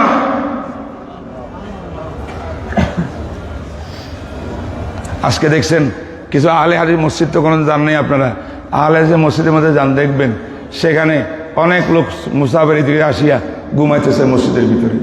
একামত যখন শুরু হয়েছে, আস্তা কাঁচা ঘুম থেকে উঠিয়া তাড়াতাড়ি গিয়ে আল্লাহু আকবার নামাজ। যদি ভাই আপনি না ঘুমাইছেন, কত ঘুমাইলে ওযু টুযু ভাঙে না, তো ঘুমাইলে ওযু ভাঙে না, এটা তোর জন্য না নবীর জন্য? তো নবীজির চাদর লইয়া তুই টানাটানি করস, তো কিসের আহলে হাদিস? কথা বুঝে না, বুঝছেন না, বুঝেন না? যাই হোক, তাহলে দুই রকমের হাদিস পাইলেন। এক রকমের হাদিস হুকুম রহিত হয়ে গেছে, আমল করা যাবে না। আর এক রকম হাদিস নবীর জন্য খাস, আমল করা যাবে না। এইবার শোনেন, কষ্ট হচ্ছে? মনে হয় না কোনদিন এই বয়ান শুনছে জীবনে।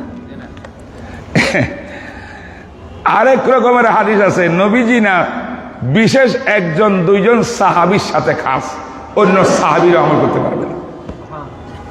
সুবহানাল্লাহ বলবেন না? এক ইহুদি টাকা পায় রসুলের কাছে, আমার নবীর কাছে কি পায়? টাকা। টাকা দেওয়ার টাইম আগামী মাসের 1 তারিখ, বুঝেন নাই? ইহুদি আসিয়া রসুলকে কষ্ট দেওয়ার উদ্দেশ্যে কয়, মোহাম্মদ আমার টাকা দাও। রসুল, কিসের টাকা? আমি টাকা পাবো না, টাকা তো আগামী মাসে দেওয়ার কথা। না না, আমি এটা মানি না, দাও। ঝগড়া, হুজুরকে কষ্ট দিচ্ছে। সেখানে একজন সাহাবী বসা ছিল পাশে। নবীজি বলছেন, ভাই তোমাকে টাকা দেওয়ার কথা আগামী মাসের অমুক তারিখে। হ্যাঁ, যদি এটা তোমার দাবি হয় সাক্ষী লো, সাক্ষী দিলে মানি যাও। সাহাবী উঠিয়া, রসুল তো সাক্ষী নাই, নবীর কাছে সাক্ষী নেই, কিন্তু গণনাস্থলে কেউ ছিল না বা ওইখানে কেউ ছিল না। সাহাবীটা উঠে গেল, আমি সাক্ষী দিলাম আল্লাহর কসম, আমার নবীর টাকা দেওয়ার কথা আগামী মাসের অমুক তারিখে। ইহুদি তো মানিয়া চলে গেছে। আল্লাহর নবী কল, দেখছো নি তামাশা, আমার সাহাবী কামটা কি করছে? এই দিঘা, এই খোদা মে দিঘা, তুই কেমনে সাক্ষী দিলি, কসম করলি? তুই কি ছিলি? তুই জানাস কন্ট্যাক্ট কেমনি হয়েছে? চুপ করি, বকা শুনছি। লাস্টে, হুজুর আপনার এই জবানে মুবারকে শুনছি জান্নাত নামে একটা জিনিস আছে, ঈমান আনছি। জাহান্নাম আছে, ঈমান আনছি। কবরের জগৎ আছে, ঈমান আনছি। আল্লাহ আছে, ঈমান আনছি। ফেরেশতা আছে, ঈমান আনছি। তাকদীর আছে, ঈমান আনছি। পরকাল আছে, ঈমান আনছি। আপনার জবান থেকে শুনিয়া যদি আমি ঈমান আনতে পারি, আপনার জবানে শুনছি আপনি কইছেন আগামী মাসের অমুক তারিখে, তাই এইটা করে ঈমান আনিয়ে আমি সাক্ষী দিয়ে দিচ্ছি। জনাবে রাসূলুল্লাহ সাল্লাল্লাহু আলাইহি ওয়াসাল্লাম খুশি হয়ে গেলেন আর ঘোষণা দিলেন, আমার উম্মতের দল, ফামান শাহিদা খুযাইমাতু ফাহুয়া হাসবুহু। কোন কোর্টের মধ্যে মামলা গেলে, মামলার মধ্যে বাদীর পক্ষ থেকে সাক্ষী চাইলে 2 জন সাক্ষী দিতে হয়, একজন পুরুষ 2 জন নারী সাক্ষী দিতে হয়। আজ থেকে আমি ঘোষণা করলাম, আমার খুযাইমা সাহাবী যদি কোর্টের মধ্যে উপস্থিত হয়, উনি একা সাক্ষী দিলে কেস মামলা ফাইনাল হয়ে যাবে। এবার আপনি আজকে ঢাকার সুপ্রিম কোর্ট, হাইকোর্টে গিয়ে করেন, খুযাইমা তো একজনের সাক্ষী দিতে হয়েছে, আমারও সাক্ষী একজন, আর নাই। মানবে নি আদালত? মানবে? আমল করা যাবে এটার উপরে? এটা কার জন্য খাস? এক সাহাবীর জন্য খাস। কোন সাহাবী আবু বকর সিদ্দিককে বললেও মানা যাবে না, 2 জন লাগবে। উমর হইলেও 2 জন লাগবে, কথা কয় না? এই সাহাবী হইলে একজন সাক্ষী যথেষ্ট। সুবহানাল্লাহ কইবেন না? আজ আর একটা শুনি। এক সাহাবী কোরবানির দিন নবীর কাছে আসিয়া নামাজ পড়ি, ইয়া রাসূলুল্লাহ আমি তো সকালে ফজরের পর কোরবানি করে ফেলেছি, কোরবানি করি, গোস্ত সুস্থ বানায়া পাকাইয়া নিজেও খাইছি, বাচ্চাকে খাওয়াইছি, এলাকার মানুষকে দিয়ে তুই নামাজের মধ্যে আছি। আল্লাহর নবী কয়, এই ইন্না সাতুল আহমি, এটা কোরবানি হয় নাই, এটা এমনি গোস্ত হয়েছে, গোস্ত খাইছে, বাজার তুমি যেমন কিনো এখান থেকে খাইছো আর কি। যাহি কোরবানি করো, ঈদের নামাজের আগে কোরবানি হবে না। সুবহানাল্লাহ কয় না? এবার কই ইয়া রাসূলুল্লাহ, এখন আমি যে কোরবানি করব, ইন্নালি আতুদ, আমার কাছে একটা ছাগল আছে যেটার বয়স মাত্র 6 মাস, এই ছাড়া আমার কাছে আর বকশিস কিচ্ছু নাই। এখন আমি কি করব? রাসূল বলেন 6 মাসের ছাগল দিয়া তুমি কোরবানি করো। ইয়া রাসূলুল্লাহ, এই হুকুম কি আমার জন্য না সব উম্মতের জন্য? লাকা খাস, এটা তোমার জন্য, উম্মতের জন্য না। কি বলেন না একটু? হাজীগঞ্জের মানুষ ছাগল কোরবানি দিতে খাসি বয়স কত লাগে?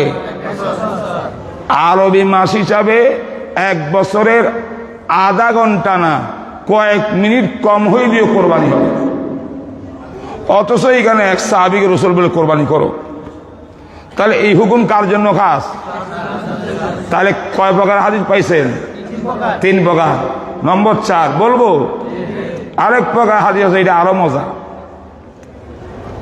কিছু হাদিস এমন আছে যে হাদিসগুলা রাসূল বলছেন বা করছেন বিশেষ কিছু মাসলা বুঝাবার জন্য। এটা করলে যে সওয়াব হবে, সুন্নত হবে এমন কিছু না, করলে করতে পারা যাবে। যেমন আসরের নামাজের পর নফল নামাজ পড়া মাকরু, নিষেধ, জানেন না সবাই? আসরের নামাজের পরে নামাজ আছে। প্রশ্ন হইল, আসরের পরে যে নফল নামাজ মাকরু, এটা সীমা রেখা কতটুকু, কতক্ষণ মাকরু থাকবে? তার মানে সূর্য ডুবে গেলে বলেন না মাকরুর বিধান শেষ, সূর্য ডুবার পরে আর মাকরু নাই। তা রাসূল বলছেন, বুখারীতে আছে, সাল্লু রাকাতানি কাবলাল মাগরিব, মাগরিবের আজানের পরে জামাতের আগে কে কারো মনে চাইলে 2 রাকাত নামাজ পড়তে পারো, এটা মাকরু হবে না। অর্থ কি? মাকরুর টাইম কি? শেষ। আসরের পরে নামাজ মাকরু, এই পর কতটুকু পর শেষ হয়ে গেছে কিনা? তাই এখন নামাজ পড়ে কি মাকরু হবে? হবে না। নবীজি বলে, কেউ চাইলে এখন পড়তে পারো, নামাজ মাকরু হবে না। এই হাদিস যে সাহাবী বয়ান করছেন, সাহাবী বলেন, রাসূল লিমান শাহ, যে ইচ্ছা করবে সে পড়তে পারে। লিমান শাহ কেন বললেন? ওদের খাসিয়াতা কারাহিয়াতা আইয়াত্তাকা জাহান্নাসু সুন্নাতান, যাতে এই 2 রাকাত নামাজকে উম্মত যেন সুন্নত মনে না করে। কি না করে? আমি জিজ্ঞাসা করতে চাই যে আহলে হাদিস আজকে 2 রাকাত নামাজ পড়ে, সুন্নত কয় কি কয় না? জানেন না? সুন্নত বলে না? ভাই আপনি নামাজ 2 রাকাত পড়ছেন না? আমি তো পড়িনি। ইন্না লিল্লাহ, সুন্নত পড়েন। তারা কয় সুন্নত। নবীর সাহাবী হাদিস যিনি বয়ান করছেন তিনি কয় সুন্নত নয়, এই জন্য রাসূল এই কথা বলছেন। সাহাবীরা বুঝলো সুন্নত নয়, শুধু জায়েজ, আর তুমি জায়েজকে বানাইলে সুন্নত। সাহাবারা সূরা ফাতিহা পড়ে নাই জানাজার মধ্যে, তুমি কো সুন্নত। সাহাবীরা কয় একদিকে, তোমার আমল আরেক দিকে। সাহাবীদের আমলের সঙ্গে যেই মুসলমানের আমলের সম্পর্ক নাই, সাংঘর্ষিক, সেই মুসলমান কোনোদিন নবীর সুপারিশ থেকে ডুবে পাবে না।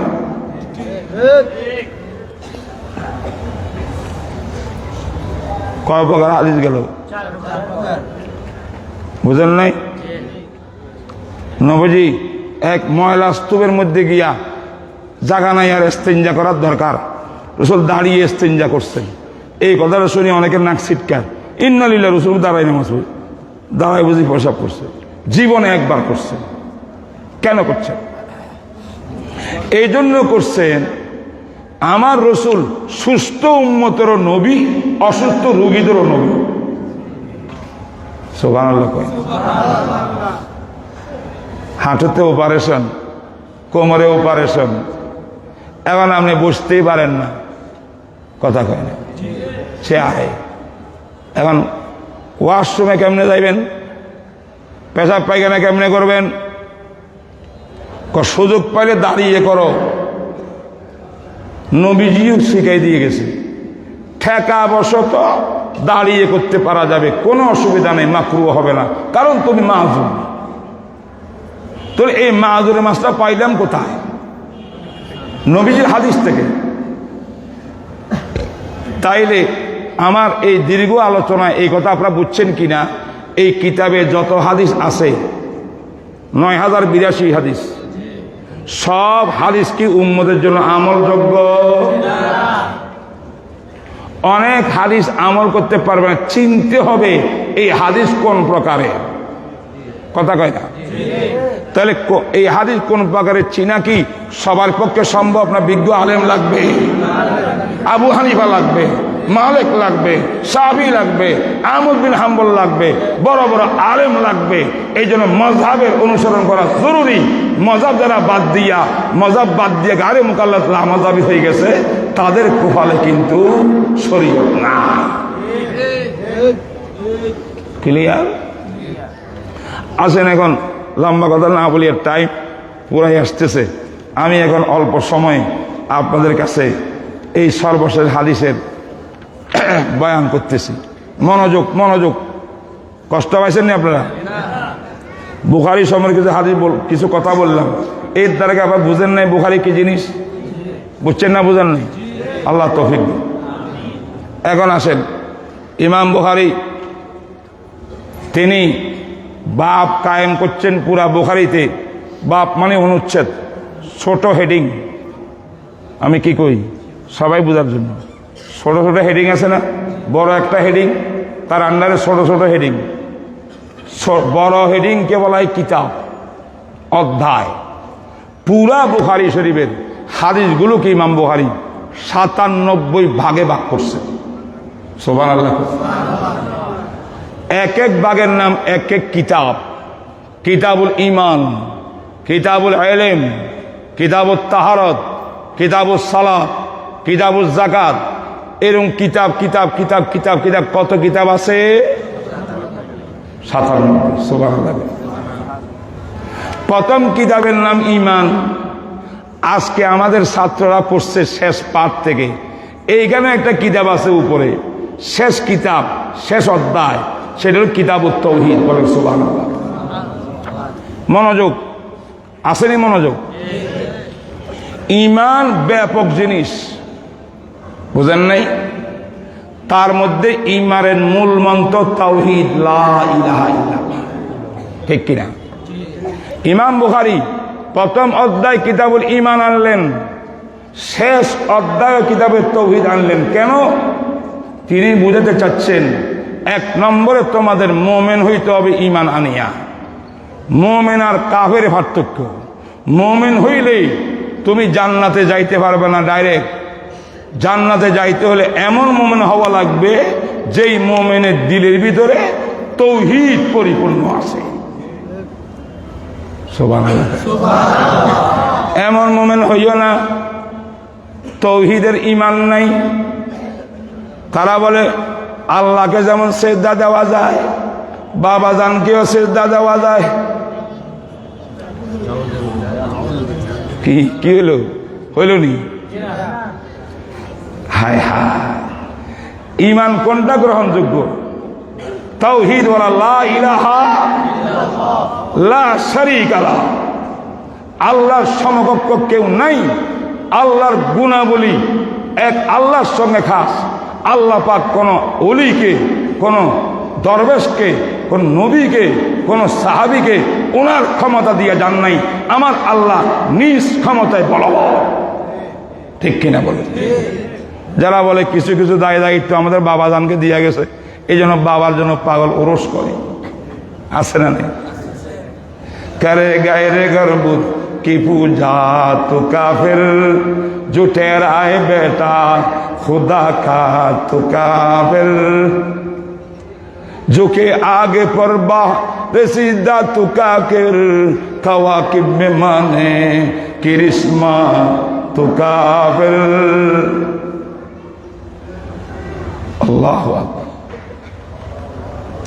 कब्रों पे जा जा के मांगे मुरादे, मज़ारों पे जा जा के फूले चढ़ाए, न तौहीद का कुछ खलल इससे आए, न ईमान बिगड़े न इस्लाम जाए। मुसद्दिस हाली बोले, हे मुसलमाনের দল, সব শিরিক করিয়া তোমরা তৌহিদ বই দাবি করো মুসলমান, আর তোমরা যা করো খ্রিস্টানরাও তাই করে, অগ্নি পূজারীরও তাই করে, মূর্তি পূজারও তাই করা। যদি মূর্তি পূজারী মূর্তি পূজা করার কারণে কাবের হয়, অগ্নি পূজারী অগ্নি পূজার কারণে কাবের হয়, তোমরা কবর পূজা করলে, তোমরা কবরে সিজদা করলে, তোমরা ওরস করলে, তোমরা ফুল চড়াইলে, তোমরা মুসলমান কেমনে হইলা?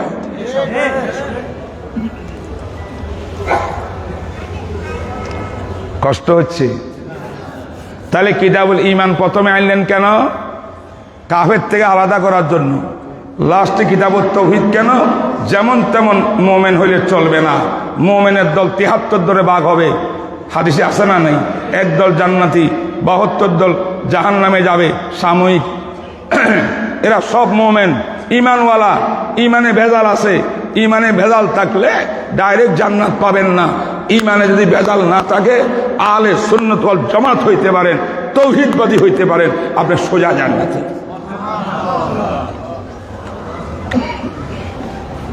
ইমাম বুখারীর সর্বশেষ ছোট হেডিং, বাপ। বাপ কয়টা আছে লিখবা? জি না, কিতাব ৯৭, এই তো ভুল করলাম। বাপ কয়টা? ৩,৪৫০টা। ৩,০০০, এই ৩,৪৫০ নম্বর বাপ। বিসমিল্লাহ করছেন। বাবু কাউলিল্লাহি তাআলা ওয়া নাযাউল মাওয়াজিনাল কিসতা লিয়াউমিল কিয়ামাহ। আজান কয়টায়? না না, পুরো একটা আজান তো, এটা শেষ হয়ে যাবে। খুব মনোযোগ লাগবে, আসেনি মনোযোগ? আল্লাহ পাক বলেন, আমি আল্লাহ কিয়ামতের দিন মাপার যন্ত্র পাল্লা স্থাপন করব। কে করবেন? আল্লাহ। কথা কার? ঈমান আসেনি? বিশ্বাস করেননি? এই পাল্লায় কি হবে?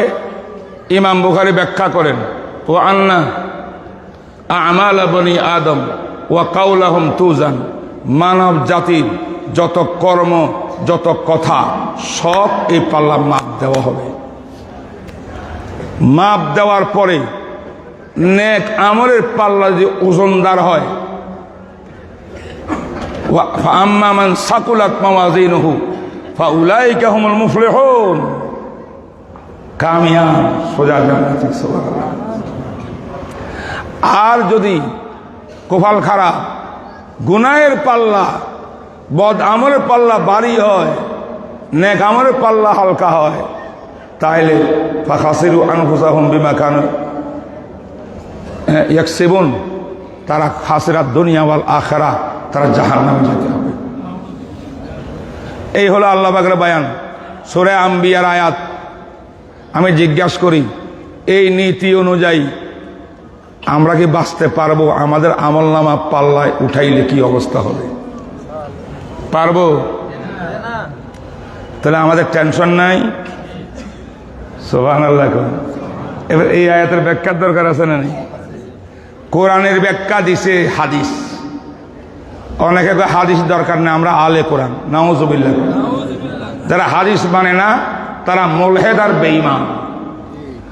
হাদিস মানার কথা আল্লাহ কোরআনে বলছে, তাহলে হাদিস না মানা মানে কোরআনও মানে না। ঠিক না বেঠিক? হাদিসে ব্যাখ্যা দিছে কি ব্যাখ্যা? কালা নবী সাল্লাল্লাহু আলাইহি ওয়াসাল্লাম ওয়াদানি রাব্বি আযজা ওয়া জাল্লা আন ইউদখিলা মিন উম্মতি আল জান্নাতা ৭০ আলফান মা কুল্লি আলফিন ৭০ আলফা ওয়া সালাসু হাসায়াতিন মিন হাসায়াতি রাব্বি আযজা ওয়া জাল আও কামা ক্বালা নবী আলাইহিস সালাতু ওয়াস সালাম। তিরমিজি শরীফ, দ্বিতীয় খণ্ড। কোন খণ্ড? পৃষ্ঠা নম্বর কত? ৭০। লেখো। রাসূল বলেন, আমার আল্লাহ আমি নবীর সঙ্গে কমিটমেন্ট ওয়াদা করেছেন। কি ওয়াদা? আল্লাহ প্রথম ঘোষণা দিয়েছে, হে নবী আপনি খুশি হয়ে যান, আপনার উম্মতের মধ্যে সব উম্মতের আমল নাম আমি মাপজুব করব না। আমি 70,000 উম্মত বাছাই করিয়া আপনার উম্মতের 70,000কে আমি বিনা হিসেবে জান্নাত দিয়ে দিব, পাল্লায় উঠাবো। আল্লাহ তো দিলের খবর জানে কি জানে না।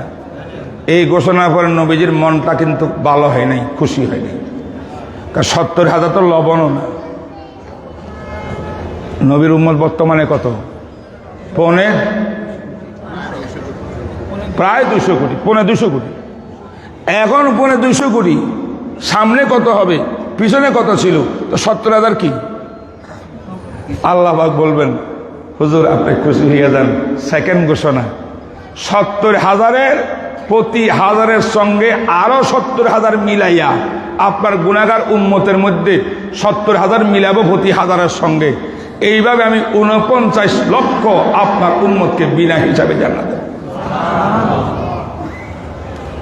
দোয়া করেন আল্লাহ পাক যেন আমাদেরকে কবুল করে। আজকের এই মাহফিলে যারা বসছেন সবাইকে কবুল করে আল্লাহ।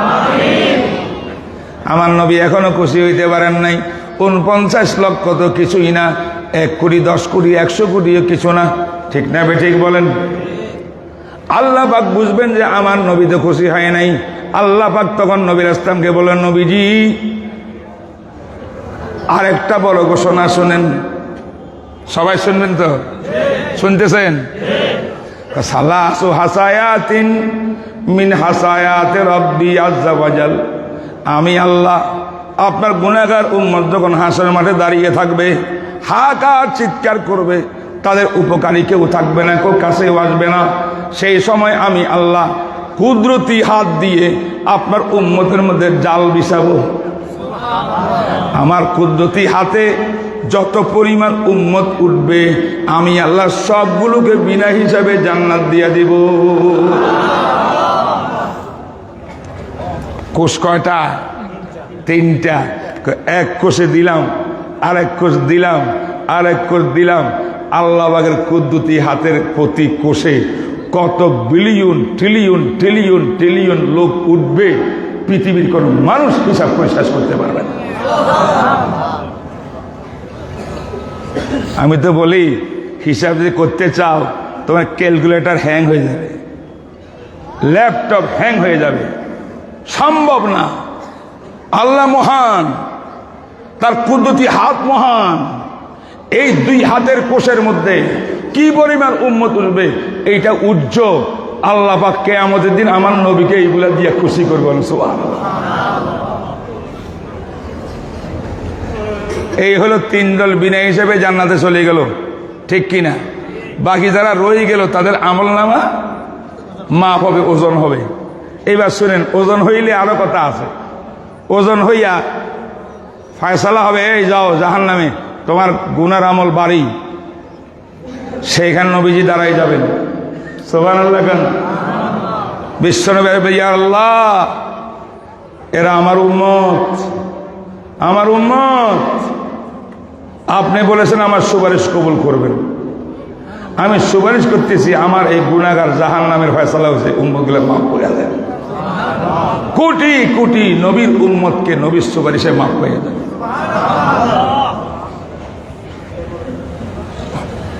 হাফেজে কোরআন আছে না আপনার ছেলে? হাফেজে নেই, নাতি হাফেজ। 1জন হাফেজ ছাত্র 10 জন জাহান্নামী, যার উপরে জাহান্নাম ওয়াজিব হয়ে গেছে সিদ্ধান্ত, এইগুলাকে ইশারা করবে আল্লাহ জাহান্নাম থেকে জান্নাতে দিবে। যাদের ছোট ছোট বাচ্চা মারা গেছে নাবালেগ অবস্থায়, এই নাবালেগ বাচ্চারা তার মা বাপ আত্মীয় স্বজনকে সুপারিশ করে জান্নাতে দিয়ে যাবে।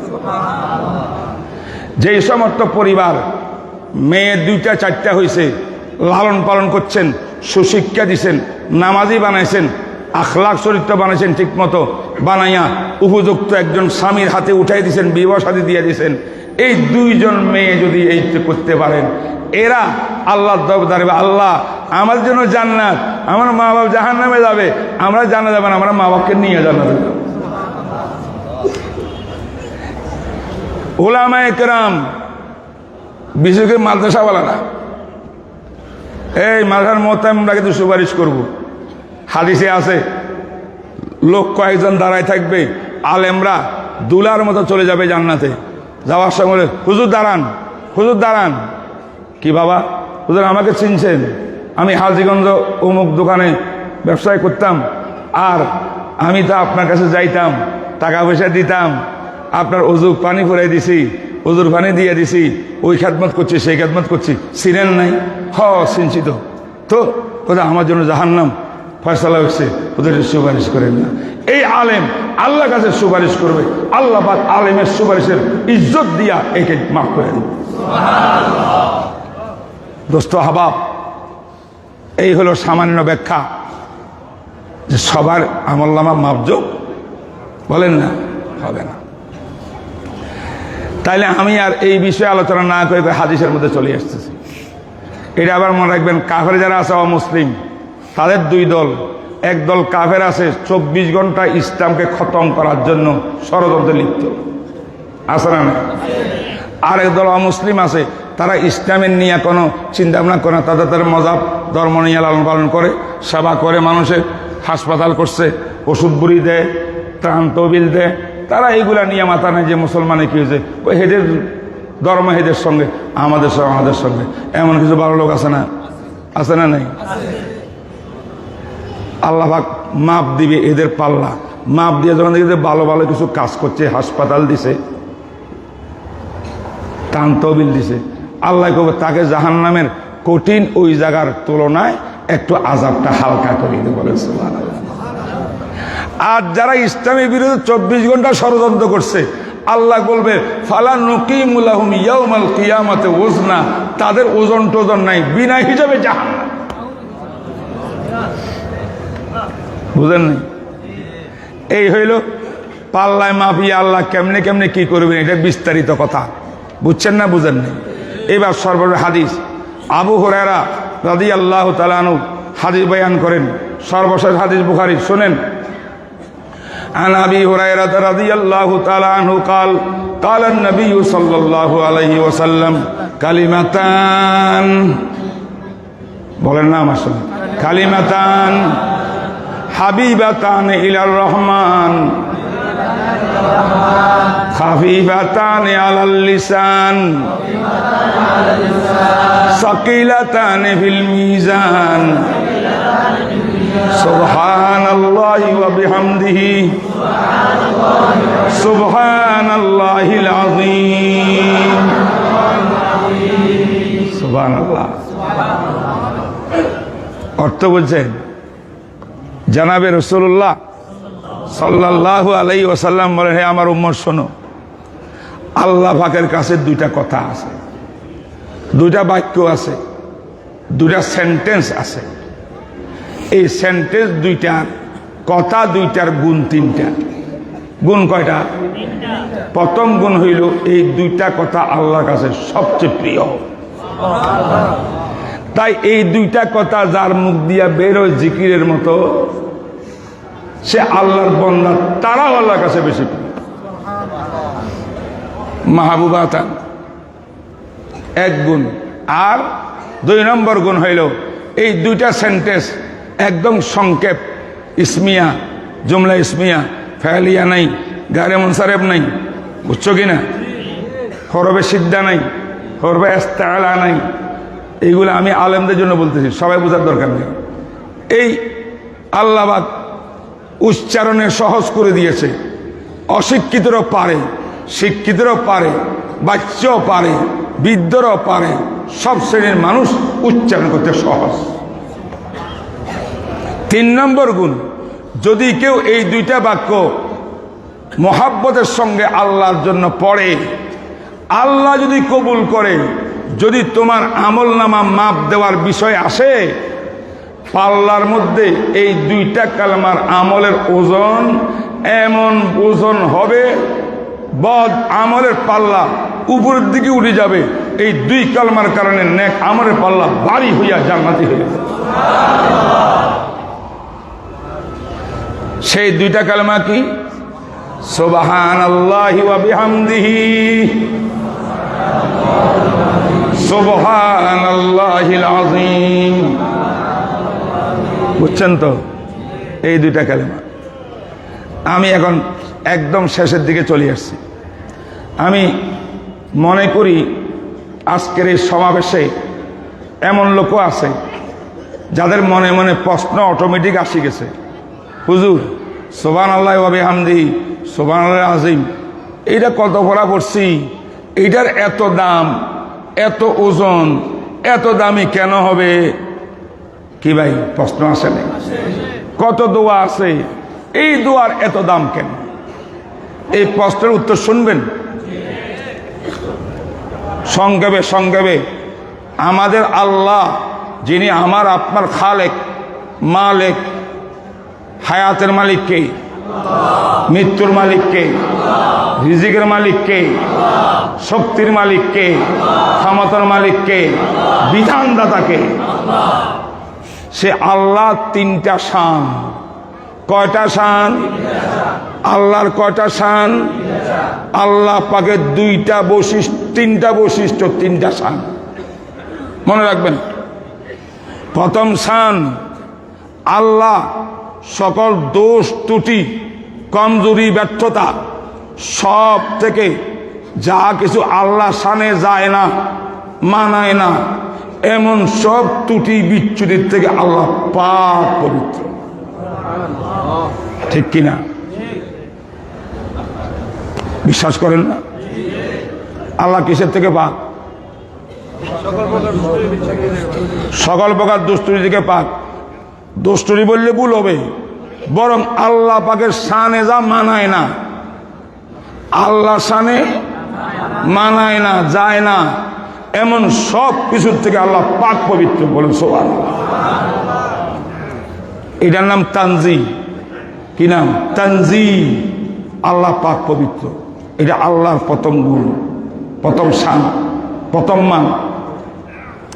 দুই নম্বর, আল্লাহ পাক খালেক আর মালিক, রব হওয়ার জন্য যত বড় বড় গুণাবলী আছে, ভালো ভালো সমস্ত গুণাবলী আল্লাহ পাক একক মালিক। সুবহানাল্লাহ। আল্লাহ সমস্ত গুণের অধিকারী। কোন গুণ? এটা আল্লাহ শানে মানায়, সব গুণের অধিকারী কে? আল্লাহ শানে মানায় না এমন কাজ থেকে আল্লাহ মুক্ত, আর আল্লাহ শানে যায় এমন সমস্ত গুণাবলীর সঙ্গে আল্লাহ যুক্ত।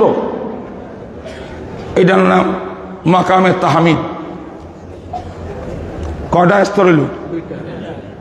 বলেন যে আল্লাহ সমস্ত দোষ ত্রুটির থেকে আল্লাহ পাক পবিত্র, সমস্ত বড় বড় গুণ, সব সিফাতে কামাল আল্লাহর মধ্যে বিদ্যমান। সেই সত্তাটা ছোট না বড়? কত বড়? আজিম। আজিম। আল্লাহ মহান। বলেন আল্লাহ মহান, আল্লাহ মহান, আল্লাহ মহান, আল্লাহ মহান। কটা শান? আল্লাহ পাক পবিত্র অমুক অমুক জিনিস থেকে, আল্লাহ সমর্থ গুণে গুণান্বিত। এই দুই কারণে আল্লাহ পাক মহান, আজিম। এই আল্লাহ পাকের তিনটা শান, তিনটা গুণ দুই কালমার মধ্যে আছে। সুবহানাল্লাহ মানি আল্লাহ পাক পবিত্র সব দোষ ত্রুটির থেকে, বিহামদিহি মানি আল্লাহ পাক সমর্থ সিফত গুণাবলী আল্লাহর মধ্যে বিদ্যমান। সুবহানাল্লাহ কোন? এবার পরের জুমলা সুবহানাল্লাহিল আযীম। আল্লাহ যখন সব গুণের অধিকারী, আল্লাহ যখন সব ত্রুটি বিচ্যুতি থেকে পাক পবিত্র, আল্লাহ মহান। এই মহান বুঝাইছে আজিম শব্দ দিয়া। তাহলে এই দুইটা কালমার ভিতরে আল্লাহ পাকের খোদার খোদাই সব কিছু বিদ্যমান আছে না নাই? এই জন্য সাকিলাতান ফিল মিজান, এটা পাল্লায় অনেক ভারী। সুবহানাল্লাহ। বুঝছেন না? বুঝেন নাই? কোন বুঝে আসছে? এবার শেষ কথাটা বলি। আমরা যদি এখন সুবহানাল্লাহ পড়ি, তার অর্থ হলো আল্লাহ সমস্ত দোষ ত্রুটি থেকে মুক্ত, পবিত্র। ঠিক না? সুবহানাল্লাহ দ্বারা বুঝাইছে এটা। আচ্ছা, আমি সুবহানাল্লাহ বলার আগে কি আল্লাহ অপবিত্র ছিল? না, আগে পবিত্র। আমি বলছি তাও পবিত্র। সামনে পবিত্র, কথা কয় না? তাহলে আমি সুবহানাল্লাহ বলার দ্বারা আল্লাহকে 2 পয়সা লাভ হয়েছে? আলহামদুলিল্লাহ বলার দ্বারা সব গুণাবলী আল্লাহর মধ্যে বিদ্যমান, এটা বলার দ্বারা কি আল্লাহর খোদাই বাড়ছে? আল্লাহ আজিম মহান বলার দ্বারা আল্লাহর খোদাই বাড়ছে? তো আল্লাহর তো কিছু হয় নাই, কেন এগুলা পড়বো? ওলামায়ে কেরাম লেখেন আল্লাহর তো কিছু হবে না, তুমি যদি আল্লাহকে সুবহানাল্লাহ বলিয়া সমস্ত দোষ ত্রুটিকে পাক পবিত্র বলতে পারো, আল্লাহ পাক তোমাকেও দোষ ত্রুটির থেকে পাক করে দেবে। যদি বেহামদি বলিয়া আল্লাহর গুণাবলী বয়ান করতে পারো, আল্লাহর খোদাই বাড়িবে না, তোমার গুণ বাড়ি যাবে, গুণ বাড়ি যাবে বলছে। আল্লাহকে আজিম মহান বললে আল্লাহর খোদাই বাড়িবে না, তুমি বড় লোক হয়ে যাবে, মহান হয়ে যাবে। এই কথা দিয়া ইমাম বুখারী রহমতুল্লাহ আলাইহি আজকে শেষ হাদিস শেষ করলেন। অতএব 7397 নম্বর হাদিস মুসনাদের, এটা পড়াইলাম, সামান্য ব্যাখ্যা দিলাম, সব ব্যাখ্যা দেওয়ার সময় নাই, মনে করছিলাম সময় অনেক হবে কিন্তু সময় নাই, তাই এই পর্যন্ত কথা বলিয়া আপনাদের কাছে আজকে বিদায় নিচ্ছি। আমরা দোয়া করবেন আপনাদের এই সন্তানদের জন্য, যারা আজকে দাওরা পাস করে, দাওরা পর সামনে তাদের পরীক্ষা, এরা যেন আলেমে রাব্বানি হইয়া, দায়ী হইয়া সারা বিশ্বে যেন ইসলামের দাওয়াত পৌঁছাতে পারে। আল্লাহ কবুল করুন।